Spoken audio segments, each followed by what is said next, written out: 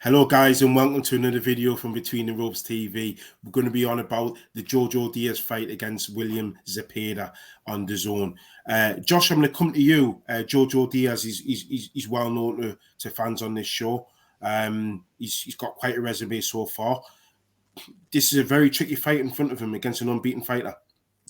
No, it is, isn't it? I mean, everybody knows Jojo Diaz, two-weight world champion, very good record, 32 wins, two losses and the one draw, 15 stoppages, so, it can bang a little bit as well.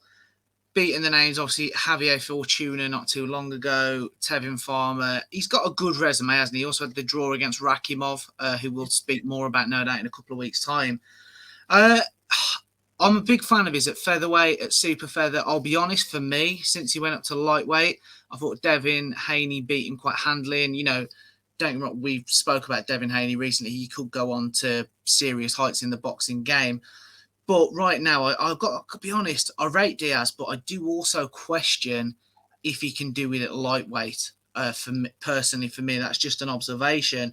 But I'm excited about this one. Zepeda's coming into it, as you said, Ray. He's undefeated, and he can punch, can't he? Let's be fair. 26 wins, no stoppage, no losses or draws, and 23 stoppages.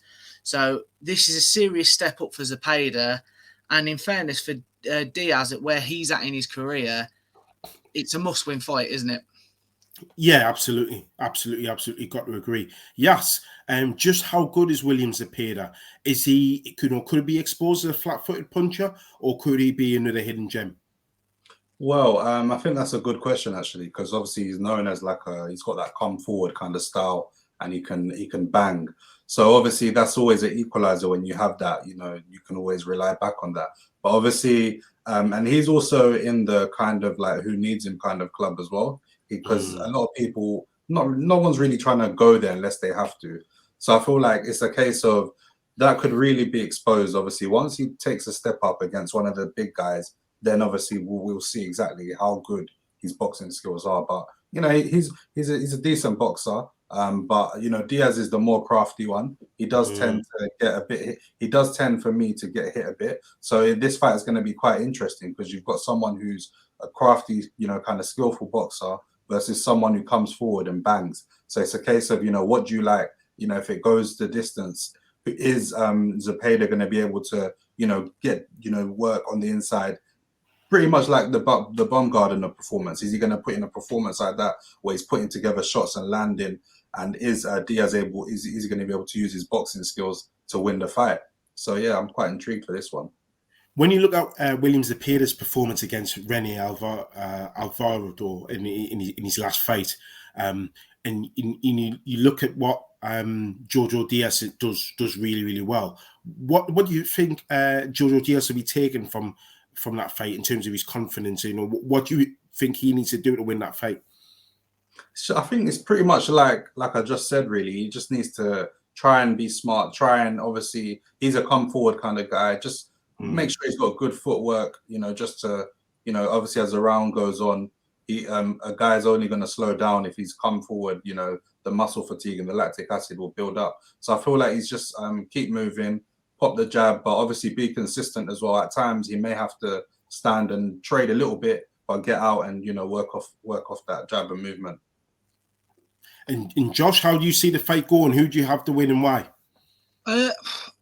Agree with everything you've both said. I'm going to be honest, prediction wise, I'm going for Jojo Diaz on points. I just think Zepeda, as impressive as he is to date, it is a step up for him, and I think Diaz is just crafty enough. I think it'll be pretty close, but I think Diaz will nick it on points. Yes? Yeah, I would agree. As long as he can implement the correct game plan and he doesn't get sucked into, trying to bang with a puncher, he should be able to walk away with a points win. I'm going to throw a spanner in the works. I'm going to go for Zepeda to win. And I think Yas just said a key point there. It's about making sure he doesn't plant his feet, he doesn't trade with this kid. Because if he does, there's only going to be one outcome. I'm not too sure whether or not Jojo Diaz has got enough to keep him off. Because this is that lightweight. It's not super featherweight where all the advantages are with Diaz. So that there we have it. They're all our predictions on this card. Guys, don't forget to comment and see whether or not you agree with us or not. And we'll see you in the next video. Take care.